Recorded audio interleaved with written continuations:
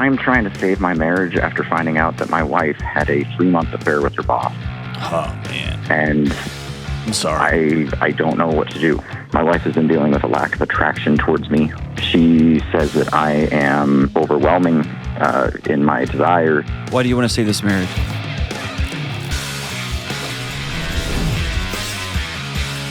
What in the world's going on? This is John with the Dr. John Delony Show. Talking to you about your mental and emotional health and your relationships and your marriage and your kids, whatever you got going on in your life. And you tried to Google it and you tried to chat GPT it and you just went, what? I just need someone to sit down with me and listen to me. And that's the promise on this show. I'll sit with you and we'll figure out what's your next right step. All of us have chaotic lives. Not everybody's got somebody they can just sit down with, and that's what this show's all about. You want to be on the show? Give me a buzz at 1-844-693-3291 or go to johndelony.com/ask. And check this out. This upcoming fall, my favorite event I'm a part of. We just did the Valentine's Day weekend, and it was off the hook. It's my favorite event that I'm a part of. It's called the Money and Marriage Getaway. It's a weekend retreat here in Nashville, Tennessee. It's a marriage retreat. Y'all get on the planes, on the buses, on the planes, trains, and automobiles. Get to Nashville. It's a weekend with me and my buddy Rachel Cruz and a couple of special guests that we bring in because Nashville is kind of a rad city for that. And listen, 3 days of laughter, hard conversations, often some tears, intentional time together, lots of practical teaching. And the best part about it is if you leave the Money and Marriage Retreat without your question answered, we cap it to just 600 couples or so. If you leave without your question answered, that's on you. The whole purpose is getting access. You can listen to the show. You can read blog articles. You can read my books. This event is about being able to look me in the eye and say, okay, but what about my situation? And we're going to get your questions answered. Join us November 6th through 8th, 2025. You can go to ramseysolutions.com/events. Get them quick. It sells out all the time. We've already sold a huge chunk of tickets for next fall. Get on it, get on it, get on it. All right, let's go out to Jackson, Wyoming, one of my favorite places in the world, and talk to Ryan. Hey, Ryan, what's up? Hey, John, how are you? I'm doing all right, brother. How about you? I've been a lot better. Let me know what's up.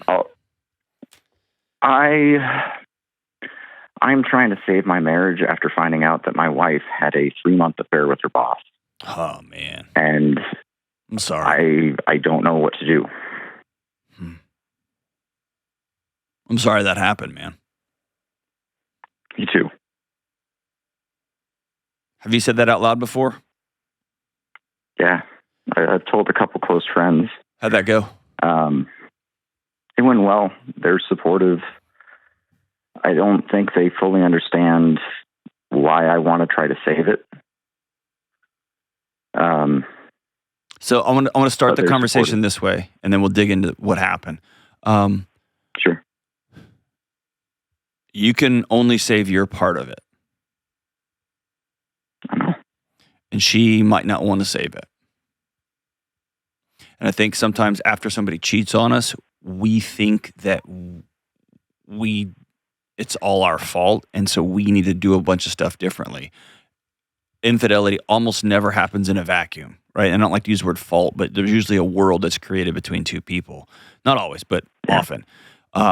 So you can, quote unquote, try to work on your part, but I don't want you to think you're a personal failure if this thing doesn't get held together because you don't want to hold it together. I've been more okay with that lately. Good. Awesome. I think I've gotten to the point where I know I'm going to be okay if this ends. Well, it's okay to not be okay, right? Well, yeah, that would take time. There you go. All right, so what happened? Tell me what happened. Over the past year or so, we've been married about 3 years now. And this last year has been really hard dealing with, my wife has been dealing with a lack of attraction towards me over the last year. Okay. She says that I am overwhelming in my desire. She says that I give her too much and that she instinctively pulls back. We've been dealing with that for the last year, and honestly, we got to the point where we were wondering if she was asexual or trying to figure that out. And at work, she... A sexual what? Does she just lack desire? She lacked desire. And I was trying everything to reboot it, and nothing was working. And then at work, she felt attraction towards this other man, and she explored it and turned into a 3-month affair. How long did the emotional affair begin? Because here's what I'm hearing happened. For a year, she told you, I'm not attracted to you. I don't feel this about you. You're overwhelming me. All you want to do is have sex with me. I just want to lay here and cuddle. I just want to go do my own thing. You're bothering me. You're smothering me. And so this whole year, you've been trying to figure out what you were doing wrong. And what she was telling you is she's uncomfortable in her own skin, in her own house, and she's found it elsewhere. She's found that aliveness that starts with a spark, that starts with a, this one's safe because this guy's married, this guy's my boss, and I don't have to go home and actually look in the mirror and deal with me. Yeah. And so it's fun to have a conversation. It's fun to be a little extra flirty. It's fun to make little funny notes, because she has access to his calendar and all that kind of stuff that turns into, hey, you want to meet for a drink? Does that sound familiar? Yeah. They were friends for a while at work. And I found out in stages, she lied to me about it pretty severely. Right before Christmas, she told me that she had feelings for him, and she basically told me that it was an emotional affair. And then I found notes that they'd written back and forth that were pretty explicit. And then I found more details, and eventually it all came out. And at this point, I am confident that I know everything, but it was a battle to drag it out. I think that it was genuinely that they were good friends. They were working together really closely, and then right around August of last year, I think she found out that he found her attractive. She felt something and she pursued it. That continued until early November. And then I found out about it around Christmas. And we've been really struggling. We're basically taking our marriage a week at a time right now. Okay. She's therapy. She's gone to 2 appointments, has a 3rd appointment today. I just got my insurance back, and I am about to start looking for a good therapist.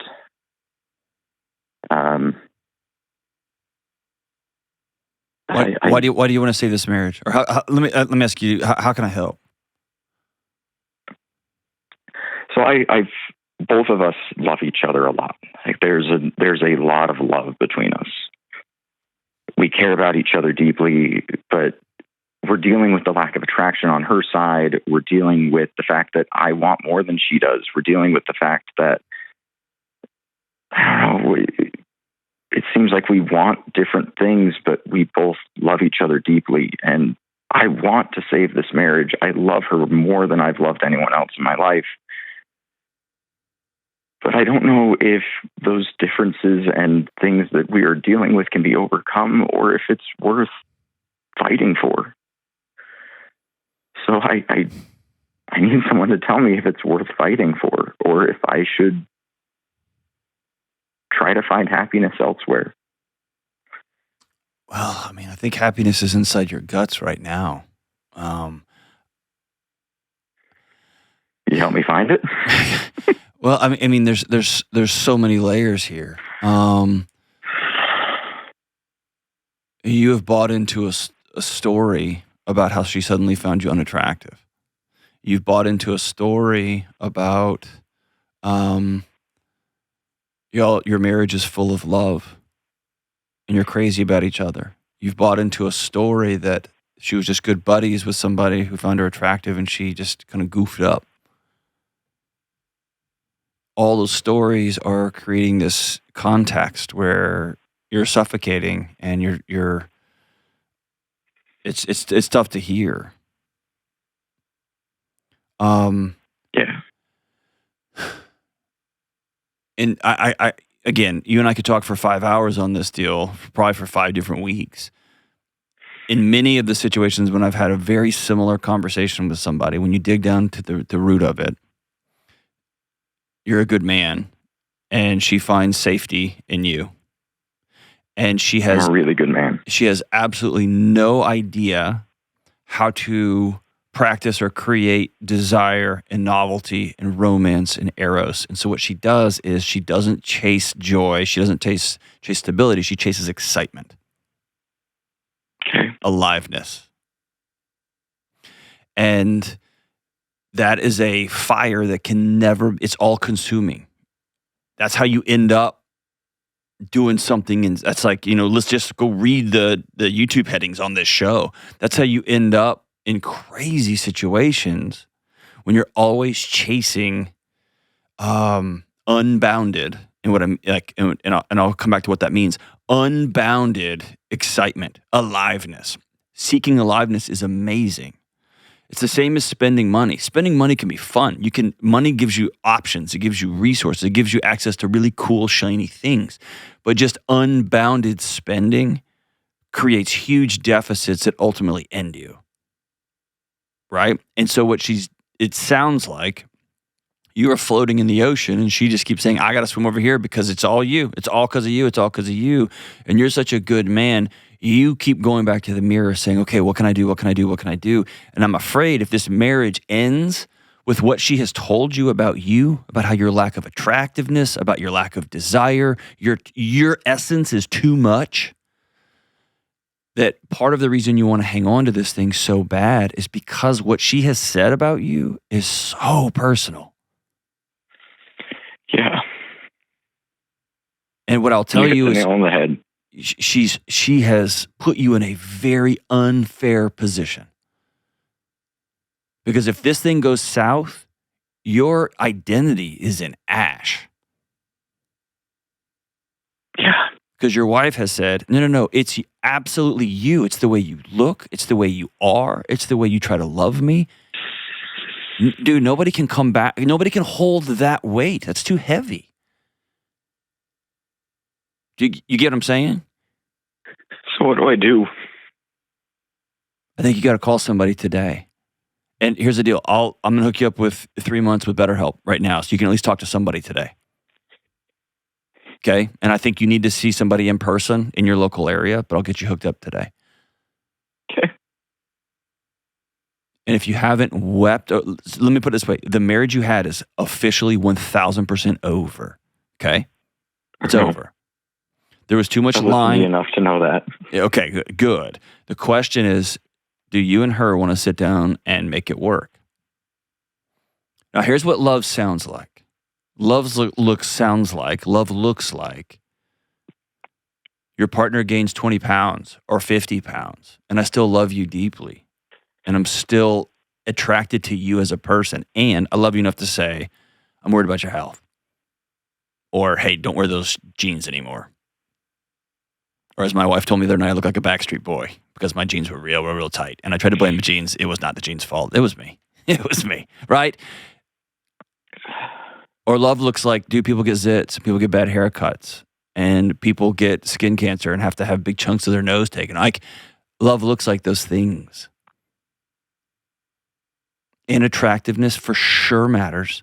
Anyone who says it doesn't is lying. But this idea that somebody is going to, I hope you hear what those feelings you have are right. She has blamed your entire essence on the falling out part of this marriage. And I want you to let that go. She made choices, man. You're a good man. Is that right? I'm a great man. Okay. I want you to exhale in that. I want you to go to the mirror when we get off the phone in your bathroom. I want you to close the door. And I want you to put your fist in your chest. I want you to look yourself in the eyes and say the words, I love this man. Okay? Okay. I want you to feel it. I want you to drop your shoulders. I want you to say, I love this man. Now, do you have crap you need to work on? Of course. Okay. What is it she finds unattractive about you? I'm a little bit on the messy side. Okay. I am extremely empathetic, and that I think causes me to appear unconfident a lot.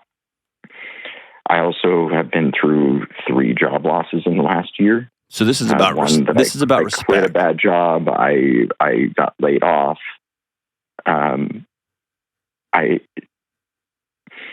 She doesn't respect you. My confidence is she doesn't respect me. That's it. And I don't mean that in the like traditional macho. That's not what I mean.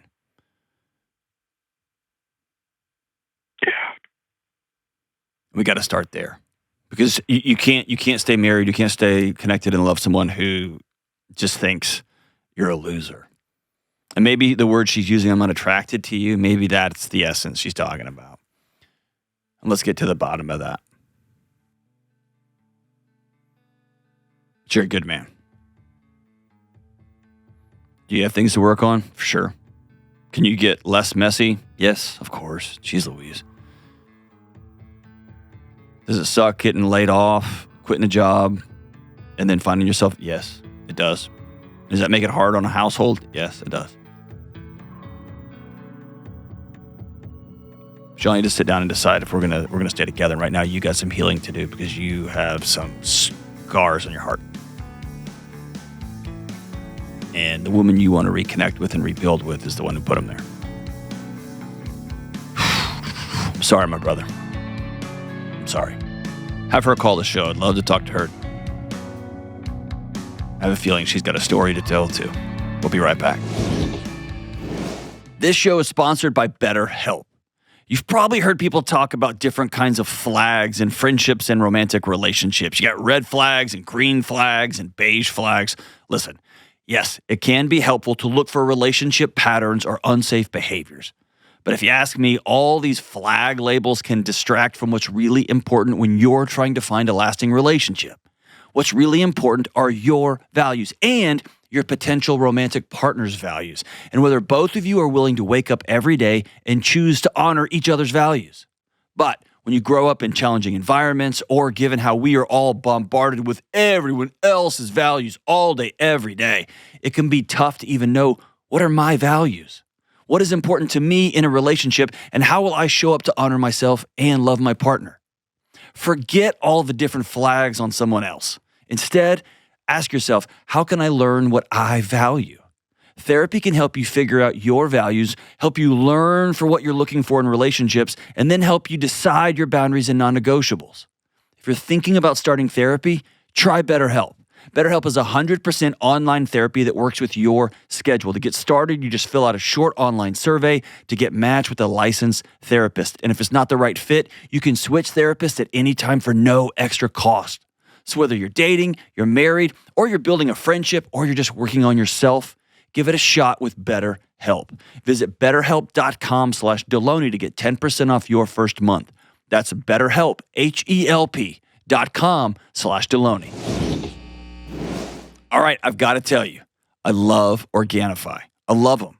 But I also get that some folks are skeptical about Organifi and their whole food powders. Are they worth it? Listen, I get it. If any of you are still on the fence about green juice and red juice powders or Organifi in general, or you just want a simple way to try Organifi out, I've got the perfect solution, the Organifi Starter Kit. It's like if Organifi released a greatest hits album, but without the obligatory lame live tracks. In the Organifi Starter Kit, you get 7 green juice travel packs, which include your daily dose of detoxifying superfoods to boost your immune system, reduce stress, and feel good from the inside out. You also get 7 red juice travel packs loaded with whole food goodness and antioxidants. It's an early morning and an afternoon pick-me-up without the jitters of caffeine for a natural energy boost that keeps you focused and feeling great. But that's not all. You also get a full month's supply of essential magnesium capsules, great for muscle recovery, promoting relaxation, and supporting heart health. And to make mixing your juices even easier, the starter kit comes with an Organifi shaker bottle. When I started using Organifi, I noticed a difference within the first week, and I think you will too. Right now, you can save 20% on the starter kit at Organifi.com/Delony with promo code Delony. This kit is the best way to enjoy 3 Organifi products on the go, whether you're at the office, running errands, or hitting the gym. Go to Organifi, Organifi.com/Delony, and use code Delony for 20% off their starter kit and everything else on their site today. All right, let's go literally like 5 blocks over, right down the street in Franklin, Tennessee, and talk to Stephanie. Hey, Stephanie, what's up? Hey, Dr. John, how are you? I'm so good. How are you? I'm doing well, thank you. I mean, I'm calling you, but I'm doing good. Excellent. What's up? All right. Well, first, I want to say thank you to you and George for the public service that you guys did at Zany's a few weeks ago. That was incredible. You came? I was there. No way! I was there, and it was awesome. Y'all were amazing. Dude, you have no idea how that makes my soul feel good. Thank you so much. That's the most nervous I have been. For those of y'all listening, me and my buddy George Camel, we co-host another radio show together, but we both called each other's bluff. We speak for a living, but we went to a tiny little comedy club here in Nashville and just did a comedy set. It's the most nervous I've been maybe ever. And dude, I can't believe you came. Thank you for coming, Stephanie. That means the world to me. We're going to run it back in March, so I can't wait. Oh, good. Good to know. I'll try to be there. All right. Fantastic. All right. So how can I help you? You've made my whole day, so now I owe you one. What's up? Okay. Good deal. So I'm going to give you a little bit of a backstory. I'll try to make it quick, and then if you need more, just let me know. You got it. Okay. Good deal. So about 10 years ago, currently I'm not married. I am divorced. But 10 years ago, I was a homeschooling military wife, and I had 5 kids at the time. And we had moved to a new duty station.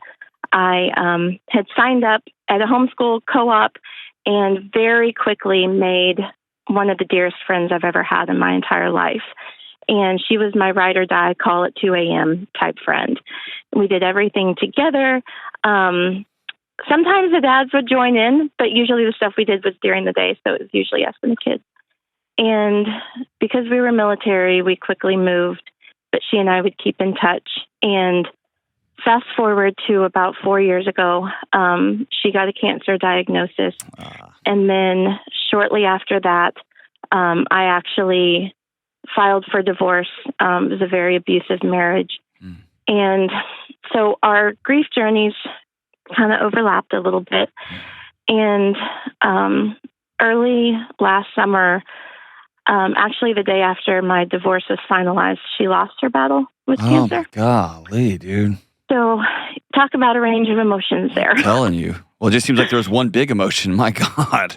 Yeah. Golly, yeah, it was a hard 24 hours. 24 hours? Well, just of shock, I guess. Okay, there you go. I was going to say, Yeah. geez. No, it was a lot more than 24 hours. Yeah. Okay, so fast forward to a few weeks ago, I got a Facebook friend request from her husband, who had recently gotten on Facebook, and so I accepted it. We started talking, and oh yeah! Oh no! Yes. You already know where I'm going. Brady Bunch action, yes. Okay, so it started out as he just wanted someone to kind of sit with him in his grief. And I was like, yes, I'm all in, 100%. So then it kind of shifted to, I started thinking, okay, is he interested in something more than just talking? Like, what's going on? So instead of mulling over it in my head, I thought, you know what, I'm just going to ask him and dive right in. So hey, hold on, did. Stephanie. Can I just applaud you for that? Oh, thank you. Good God Almighty! Listen, if everybody's listening to the show for 5 years, or for 4 years, would just take that away. Like, I'm an adult. I don't want to sit here and make up stories for the next 7 months. But I'm just going to ask you: do you like me? God, Stephanie, dude, the world would change with that. But so high five to you. So you just asked him, and of course he was like, "Oh yeah." Is that right? Yeah, actually. Sweet. Yes. Oh gosh. Okay. So did your heart start yes, beating fast? Did you yell out, "Me too"? Oh, me too. my heart did start beating fast, but I was also freaking out. Like, oh crap, me too. Oh, like, oh no. God, sweet. So, How many kids does he have? He has 4, and I have 6. Oh, you're like Brady Bunch. Hold my beer, dude. We got Exactly. a dozen. Yeah. Sheesh. Okay, so here's my question.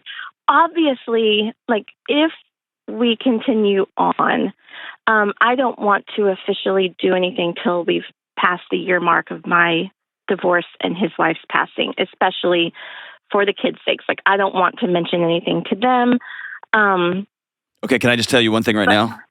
Yeah. Take a huge deep breath. Exhale. Okay. Okay, listen to these 2 words and imprint them on your soul, okay? Okay. Slow down. Okay. And listen, you thought you were past this when you're not 17 anymore. Mm-hmm. It all comes back when you start dating again. Just slow down. Okay. This is an amazing, awesome, cool moment. And my guess is because you're a great mom and because you're just you went all the way to the end. And how are we going to explain our wedding and what's our wedding going to look like and how are we going to put 10 beds in this house, right? Yeah, actually. Yeah, exactly. So this is a rad, cool, scary, exciting turn of events. Let it be that. How do we purposefully walk through that? Because I am about going through it slow, actually, and I told him that last week. Awesome. And yeah, I guess I just want to know the steps that we do need to take. And we're actually meeting. I haven't seen him in like 10 years. And we're going to meet halfway in a few days and just be around each other. I bet you are.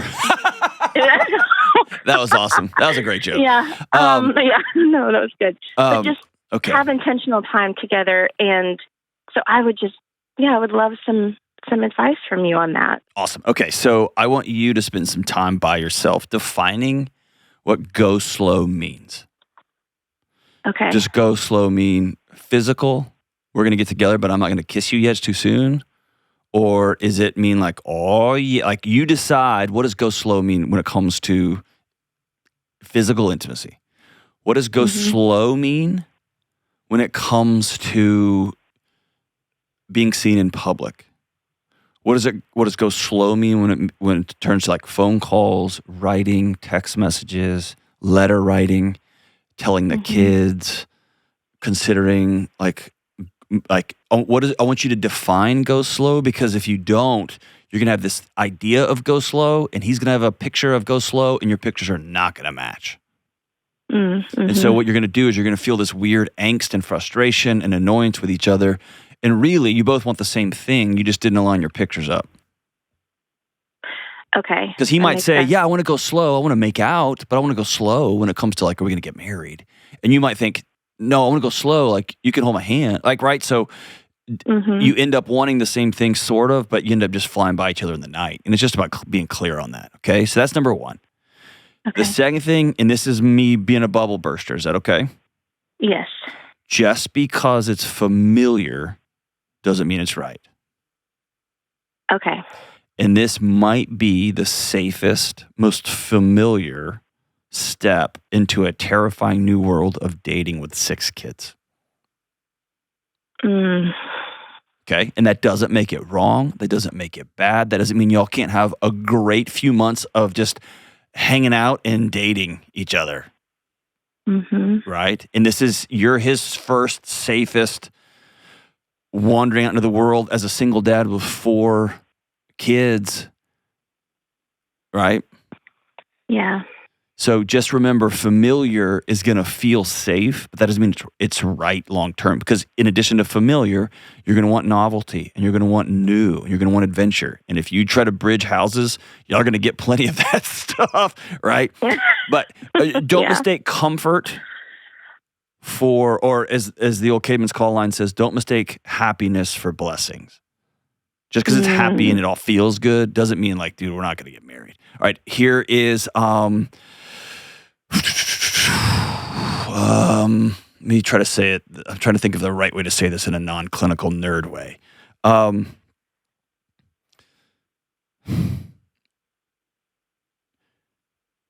man, how old are your kids? They range from 7 to 18. Oh, geez, Louise on a stick. Yeah, All right. yeah, for real. Okay, so your kids are going to have all 6 different thoughts about this. That's not true. They're going to have 1,000 different thoughts about this. Mm-hmm. Okay, and anything for especially a teenager, if you got kids from 12 to 18, 12 to 25, really, yeah, it's age appropriate. It's developmentally appropriate that they can't hold ideological discomfort without giving it to somebody else to hold. They're kids. Mm-hmm. Okay, what does that mean? That means an 18-year-old is going to see you potentially 6 months from now holding hands with another person, maybe somebody that they've met peripherally, and they're going to feel all kind of weird about it, and they're going to have to blame you for that discomfort because they can't hold the tension of, oh, my dad is really gone. Or mom and dad, the fantasy, they're really, really not getting back together. Or in this other guy's like, oh, mom. So just be prepared for if you have an angry 14-year-old, that doesn't mean that y'all are doing anything wrong. That means they're 14 and there's a ton of feelings and they can't hold them. That goes back to that word sturdy that I talk about all the time that I got from Becky Kennedy. Like, is we're gonna make our decisions and we're gonna move forward. So what does that mean? There's not a stress-free way of introducing all of this to your kids if it ends up getting there. Mm-hmm. It's just going to be uncomfortable and weird and discombobulated, and you two are going to have to continue to work on your relationship and work on it and work on it and work on it and work on it. And you're going to have 10 different kids who are blending. It's just going to be chaos, and just expect it. So I guess that'd be the last thing is, if y'all pursue this, right now y'all feel like teenagers again, and that's a fun, exciting feeling, especially after all the hurt y'all both endured. Mm-hmm. So I'm going to tell you something crazy. Enjoy it. Enjoy the pitter-patter. Enjoy seeing his text pop up and you getting excited like you're 15 again. Enjoy all of that stuff. Mm-hmm. It's exciting. It feels alive again, right? And you felt dead in your own skin for a while. Fair? Very fair. Okay. Let that aliveness just course through you. Make good grown-up choices, right? Mm-hmm. But enjoy it. And understand y'all are signing up for the craziest roller coaster at the park. Yeah. All right. And so just know that going into it. Mm-hmm. And last little thing, keep some space for being sad in ways that you didn't imagine. Mm. And they're little things that will hit you. Like if you hold hands with him this weekend, you'll look down and really quick in a blink, it won't be your husband's hand, your ex-husband's. Mm-hmm. He'll look down and it will have your fingers will look different than his ex-wife's fingers. It's little bitty things that are both exciting and also catch you off guard. And it just has it's like a grief dart that you don't expect. Does that make sense? Absolutely. Cool. All right, so I threw a ton at you. I'm just rattling stuff off here. How's that hitting you? Exciting, cool? Did I just douse cold water on you? Like, tell me what you're feeling. No, not at all, because the last week or so, I've actually been like, oh no, I don't know if this is right. But yet, is it my alarms and bells going off because I'm used to so much pain? And so I've been kind of going back and forth with that, and he's actually been very gracious, and he's backed off a little bit. Okay.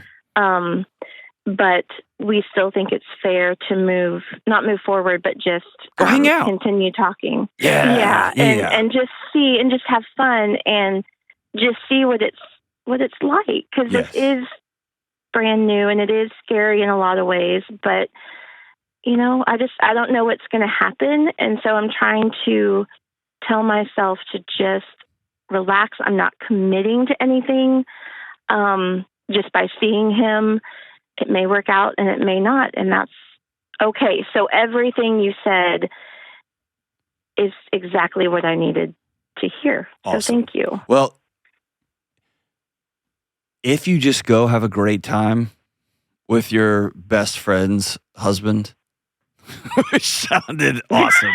I hope they clip just that and put that in the teaser. It's going to make this call do really well on YouTube. If y'all choose to just go have a blast, that's a weekend well spent. Mm-hmm. If y'all go laugh, tell old stories. He's like, I knew your husband sucked. And you were like, this is super weird that I'm holding hands with my best friend who passed away's husband. Like, just put all the weird on the table. There's no reason to hide it.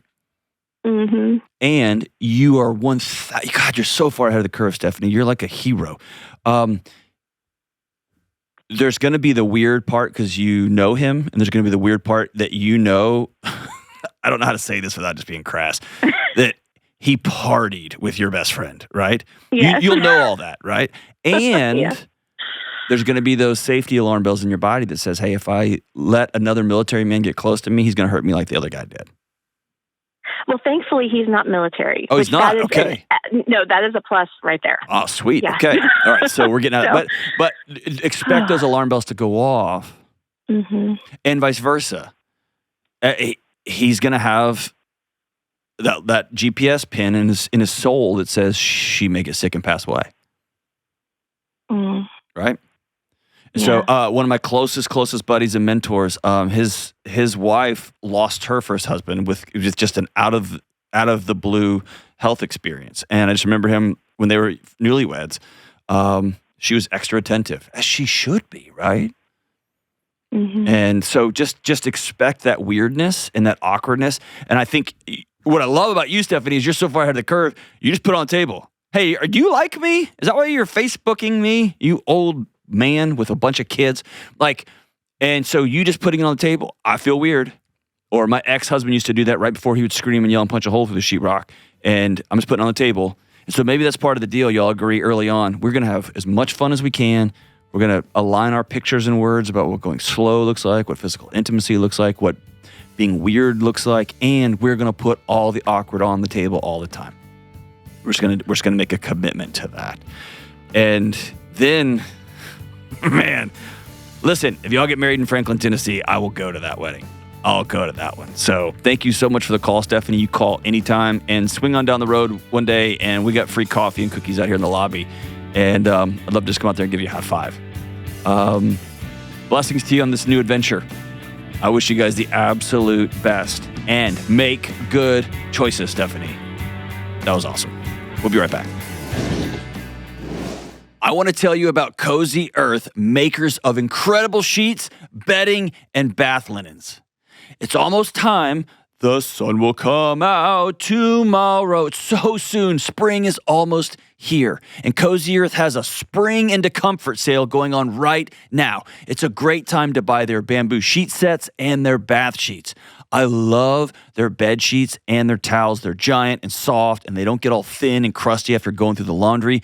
They are their best. And their sheet sets are soft and breathable, and they keep me and my family cool and comfortable all night long. And like I said, you're going to feel the quality of their bath sheets right away. They're so huge, they don't even call them towels. They call them bath sheets. They're actually more like a bath comforter. Listen, it doesn't matter what they're called. They're just amazing. And I also got a huge Cozy Earth weighted blanket that my whole family piles under. It's bye-bye for my anxiety. Cozy Earth is my go-to, and it can be your go-to for building a sanctuary in your home so you can feel safe, relaxed, and ready to take on whatever comes next for you and your family. Remember, Cozy Earth Spring into Comfort sale is happening right now with exclusive savings for you watching or listening to this show. 40% off everything. That's 40% off. Visit CozyEarth.com/Delony and use code Delony. That's COZY. CozyEarth.com/Delony for 40% off. Go check it out. All right, let's go out to San Diego, California, and talk to Kevin. Hey, Kevin, what's up, man? Hi, how are you? I'm doing all right, brother. What's going on? Yeah, So, so I have, so I have this dilemma that I have. So, my ex-wife, whom I've been estranged for about 4 years, she has reached out through her cousins that she has stage 4 cancer, and she would like to reconnect with me and my son. Does she have visitation with you? Is the son a kid y'all share together? Yeah, we have one son. Okay. I have primary custody. In fact, she has. She does have supervised visitation rights, but she hasn't used that in quite a while. Okay. And in fact, she and I live on the opposite sides of the country. Okay. And all of a sudden, I hear from one of her cousins, whom I still talk to this day, that she's really sick and she would like to reconnect. And to be honest, so you don't believe her, do you? You don't believe him. Well, I mean, she said and did a lot of things which made me divorce her. Hold on, forget all that for a second. Right this sec, because here's the deal. If your ex, let me say it this way. If your son's mom is going to be dead in 3 months from what kind of cancer is it? Are they telling you? Pancreatic. Yeah, stage 4 pancreatic cancer. She's got less than 6 months. If she truly has stage 4 pancreatic cancer and she will not be with us anymore after 6 months from now, man, I'm gonna get myself in trouble here.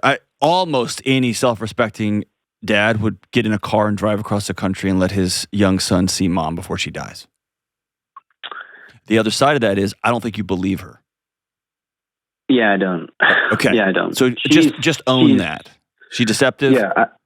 Yes. Okay. Does she struggle with substance abuse?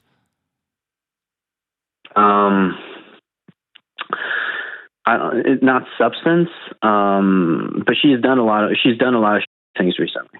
Okay. So what's your question for me?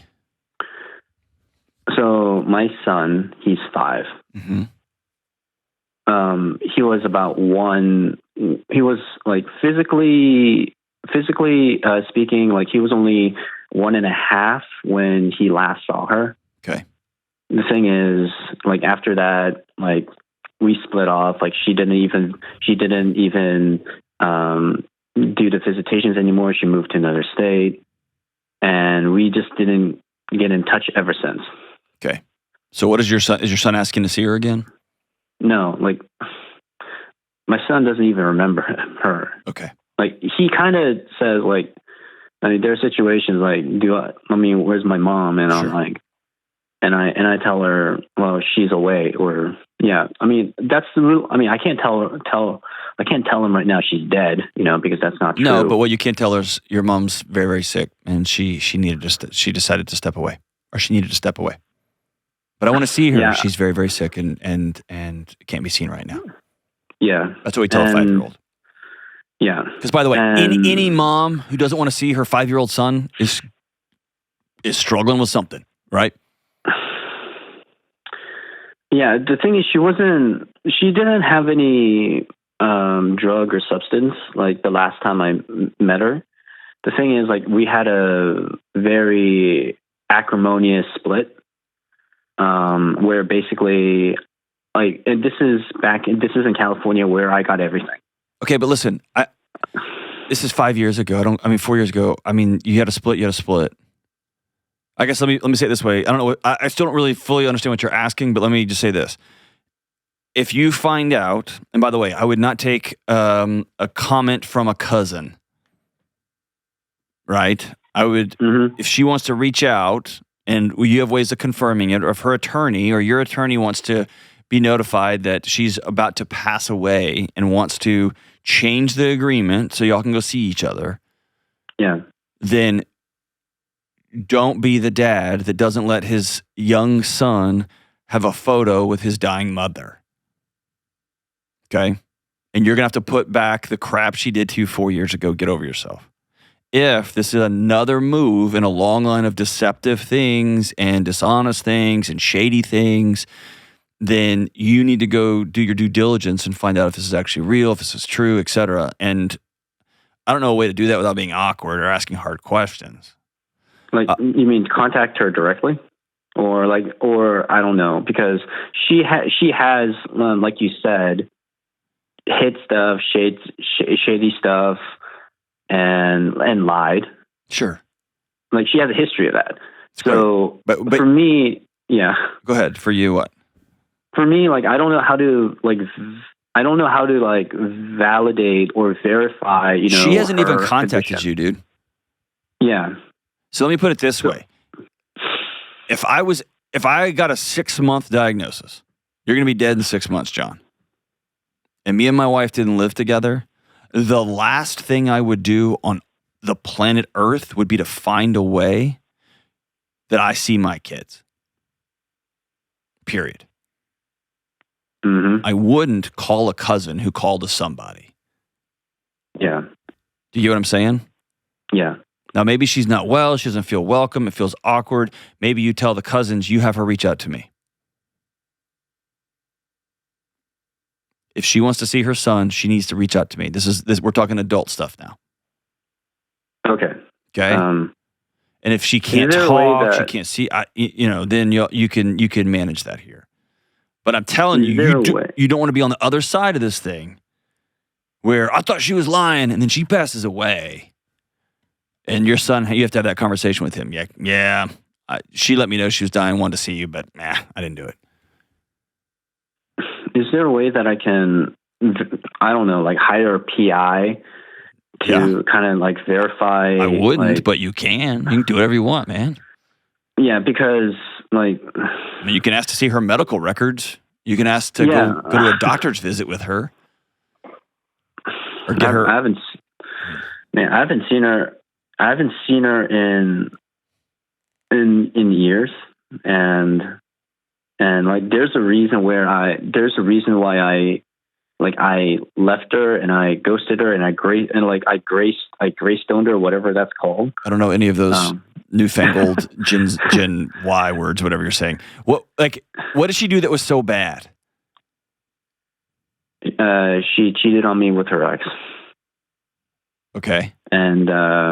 And that's the reason to keep a little boy from her mom? After that, like she became very vicious. She became very toxic. She tried to do everything in her power to try to get primary custody, basically sue me for abuse, both emotional and physical. Was it all lies? Yeah. Okay. All right, so she's proven unsafe, and she's proven to be a person who will go to the ends of the earth to get what she wants, even if it means lying and cheating and ruin somebody else's life. Yeah. Okay. If somebody cheats on you, yes, we got to deal with that relationally. But that's still the mother of your kid. If somebody tries to go to the ends of the earth to get primary custody, fine. Unless they use the kid as a bargaining chip, and then that's when I rarely get mad, but I get mad when couples do that. But I don't get mad that couples are about to get divorced and they both are terrified to not see their kid very much. I get that totally. Now we're getting into different layers where in order to see her kid more, she looks at you and makes up lies about you. They're going to get you in jail, get you fired, get you all those kind of things, and make it to where you can't put food on your table. Yeah, then we got a problem. The relationship is over. Between my son and his mom? Correct. It's over. Okay. Like a caretaker relationship, a friend relationship, a loving, interconnected, intimate relationship. It's over. She ended it. Yeah. Okay? She's made choices repeatedly over the years to not have a relationship with her son. Period. End of story. This isn't about her at this moment. This is about when your son's 19 and he's trying to figure out who he is. Mm-hmm. Half of him will be you, a good man who worked from home, probably made less money than he was worth because he was working from home, got him through special needs, got him the resources that he needed, was really an attentive, caring father. Half of him will be that good man. And he'll always know that half of him was this other person. Okay. And that's the world he's going to have to inhabit. When I'm thinking ahead to that 14-year-old, to that 17-year-old, to that 25-year-old, I'd rather him have a picture with him smiling next to this woman who he does not know, who's wearing a bandana because her hair's fallen out from her chemo treatments as she's trying to hang on the last few months of her life. I'd rather that than him look at you from across the table and say, I could have seen her. And you kept me from it because you were too dramatic and saying she did shady things. Because you couldn't get over her cheating on you 5 years ago. Do you get what I'm saying? Yeah. Both of these paths are messy. Mm-hmm. Both of these paths are gnarly. That's what happened when y'all made a kid. That's what happened when she cheated on you. The whole thing blew up, right? So there's not a stress-free path forward. Every time somebody gets divorced and there's a kid involved, I always tell them, you're playing a 20-year game now. You're playing a 15-year game now. And so, yes, I would. This is me personal. Now, I don't know her. I don't know her backstory. I don't know any of the stuff that she's done to you personally. You do. So you take this with a grain of salt. If somebody had accused me of physical abuse and emotional abuse and tried to call the police and I had to go do it, I probably would not enter their orbit again. Because I would be terrified for not being able to provide for my kid in case they made some more crazy stories up. But if 4.5 or 5 years ago, somebody did something stupid and they cheated on me with their ex and then yada, yada, and partridge in a pear tree and it got nasty for a bit, but here we are, calls and says, I'm dying, I'm going to be dead soon. Can I see my son? I would make that happen. And it would be awkward and it would be awful. It is not a rekindling. It is not a reintroduction into our lives. It's not renewing relationships. She burnt it. It's over. But it would be a gift to this young boy as he becomes an adolescent and becomes an adult and tries to figure out, who am I? Now, if this mom is unsafe, then absolutely not. If this mom is unhinged and untethered, and she's willing to go to the ends of the earth to burn you alive, then no, I would not put myself in harm's way that way. So you're going to have to make your decision there. You're a good man. You're a good dad. And that little one's lucky to have you. We'll be right back. Let's talk about Hallow, the #1 prayer and meditation app in the world.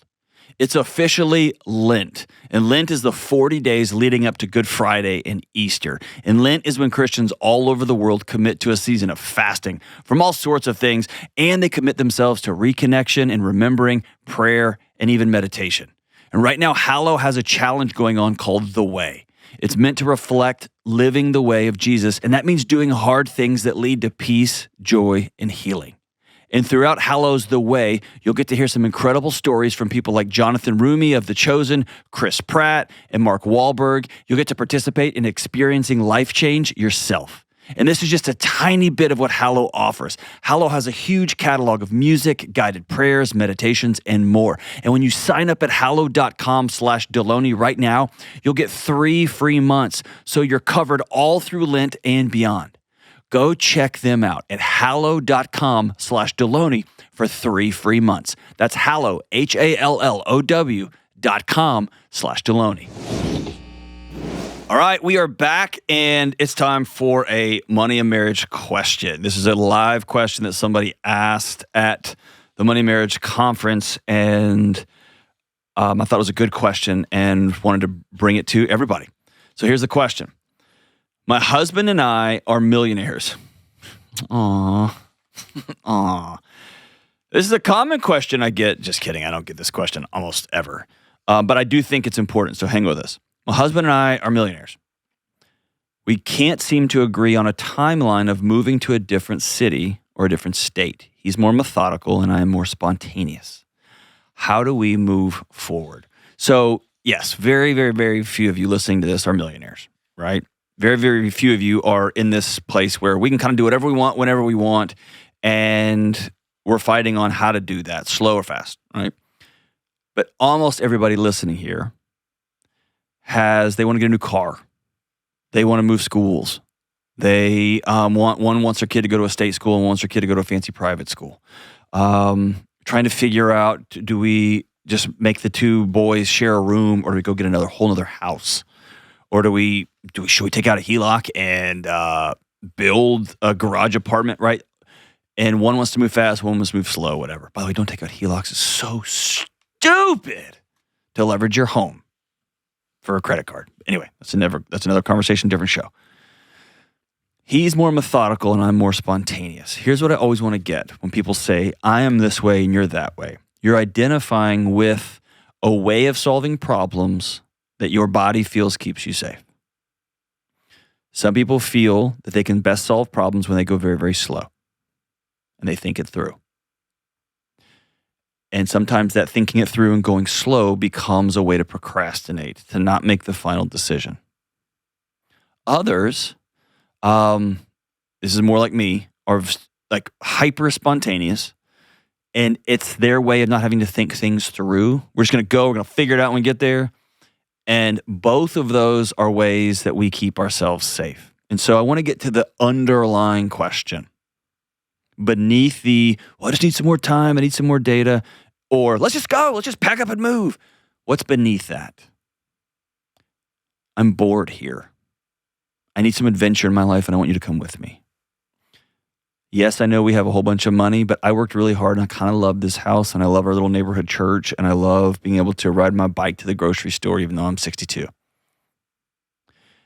I don't know that I want to move. And I know that we had dreams of moving to the mountains or moving to the beach, but I kind of like our just Midwest town. What if now that we're millionaires, what if now that we paid off our last credit card, what if now that our marriage is in good footing, we decided to get real fancy vacations, do fancy vacations a couple times a year? What would life look like if we didn't have to move? Those are deeper than we can't agree on a timeline. I want to get to those questions because then we get into the grief. I don't want to move. And I told you I did, but I don't. Oh my gosh, I hate this town. I wanted to move. I've always wanted to move. I want some adventure. I want some. So then you can start solving the actual problem. All right, if we're not going to move, what would not moving look like? And what would adventure look like? Or, okay, we are going to move, but I got to stay connected to some of my close friends here. Making friends in your 50s or 40s or 60s is the worst thing on the planet. And I want to stay connected here. So I'm going to put some money in our account. So here's, for instance, when we moved to Tennessee, my wife and I set up a fund for plane tickets to go visit family because both of us are pretty close to our family. We set up plane tickets, like just a small fund. It's not huge or anything, but a small fund that if somebody's parent passed away, I'm going to go to those funerals. Some of my closest friends in Texas, I'm going to go to those funerals. I'm going to have an account for that. So we just built in travel as a part of, we want to stay connected to those folks, but we both think it's right to move. And so I want to get to the beneath the timeline question and get to the, how's your body trying to keep you safe during this period of transition in our lives? And here's the final question that I want every couple to ask all the time. How do we want the house to feel when we walk in every day? Do I feel like I don't know what town I'm in? I don't know anybody here. I'm nervous. Do I want to feel like I know everybody here and I'm just comfortable? How do you want this house to feel like? And then you can build a timeline, reverse engineering from that. How do I want this thing to feel? Let's go make that happen. Thanks for the question. There's not a name on here. Oh yeah, that was part of an anonymous question drop-in. So there you go. I hope that helps. Always get to the question behind the question. If you're procrastinating, what is not doing the thing? How's that keeping you safe? Love you guys. Bye.